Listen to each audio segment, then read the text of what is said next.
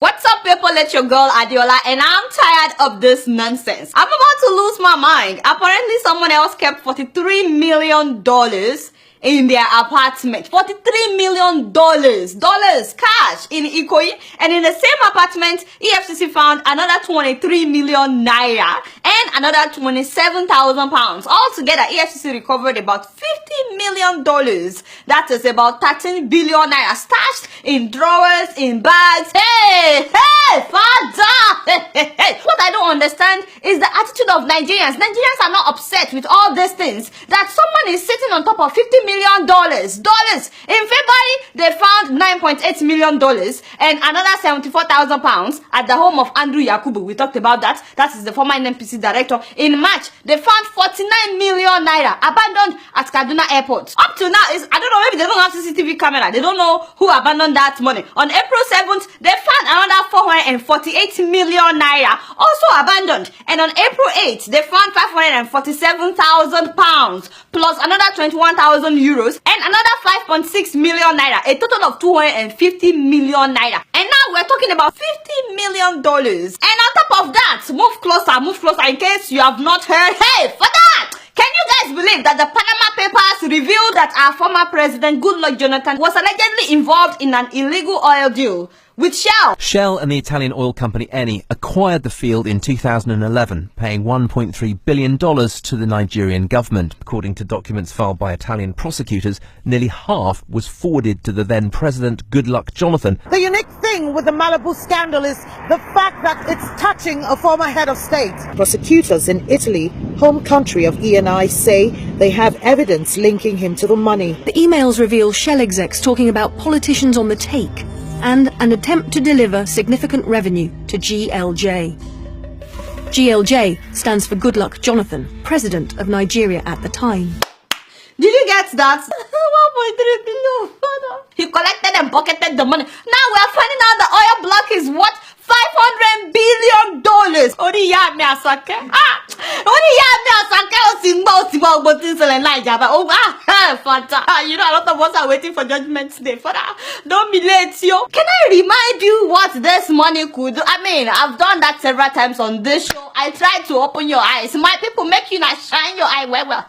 These people are robbing you of your future. All this money we are talking about will turn our general hospitals in Nigeria, all the general hospitals that will be spending when you get inside the hospital, it will turn them to hospitals that look like this. Benny, how would you like to have this kind of hospital in your town, in your village, in your city? How would you like to be treated here? You know, the next time you have malaria or typhoid, or the next time you have headache, how would you like to be treated here? And for all the people that have to take their loved ones to India or America for treatment, wouldn't it be nice if this kind of ambulance should come to your door to pick up your loved ones? You know, the people suffering with all kinds of kidney problems, people that have heart issues, all kinds of stuff. Imagine a hospital where you don't have to run around to buy drugs or drips. The doctors are not telling you, go and buy this, go and buy that. Everything is already there. In fact, they would even feed your loved ones. I'm talking about good food, breakfast, lunch and dinner. That is what is happening outside Nigeria. And I'm saying that you too can have that kind of hospital in your village, in your city. You are not supposed to put up with this kind of hospitals that we have. It's not as if Nigerians have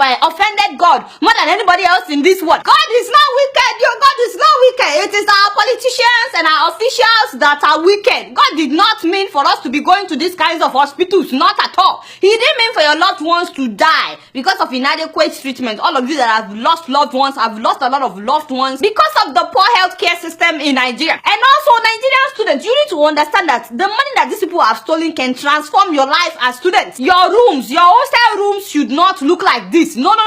You are not supposed to live in a place like this. You shouldn't even have to cook inside your room. I mean, it doesn't make sense. It can cause fire. Anything can happen. It's very, very hazardous. In fact, you should have cafeterias where you can eat breakfast, lunch, and dinner. You shouldn't have to cook when you are doing your examinations. And if you really want to cook, you should have kitchens in the wholesale where you can go to cook. And I'm not talking about going to a private school. I'm talking about the government-owned schools should look like this. You shouldn't have to enjoy these things only if you are from a rich family. I'm saying a regular person that got admitted into the higher institution should be enjoying things like this. And your rooms are not supposed supposed to be crowded. You know, you will always have the actual roommates, maybe 4 people. And then on top of that, each one of them will have a squatter. That is about 8 people already. 2 grown guys, they are sharing just 1 bed inside Nigerian hostels. 2 big girls, you know, sharing 1 bed.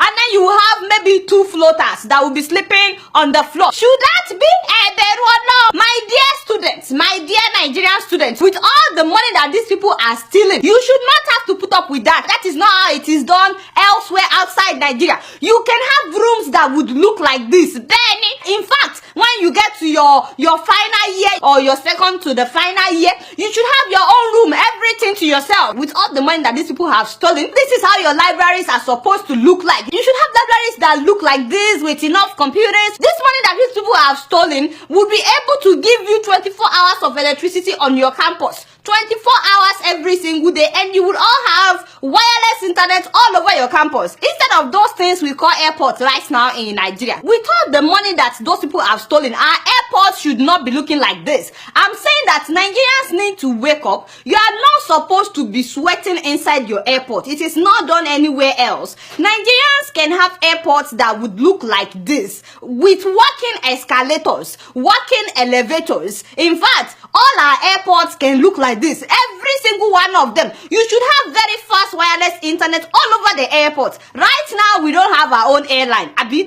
We, in fact, Arik, what do you mean, Arik? Can you shut up for 1 minute? You don't get me started. We should have Nigerian airline. Right now, we don't have. But with all the money that these people have stolen, we can have the best airline in the world. All these people, they are robbing us. And they are robbing us of our future and of our children's future. They are robbing you of your destinies. And some people don't even know it. Our roads should not look like this. This is only because some people sit on the money that is meant to fix our roads. Imagine if all our roads look like this in Nigeria.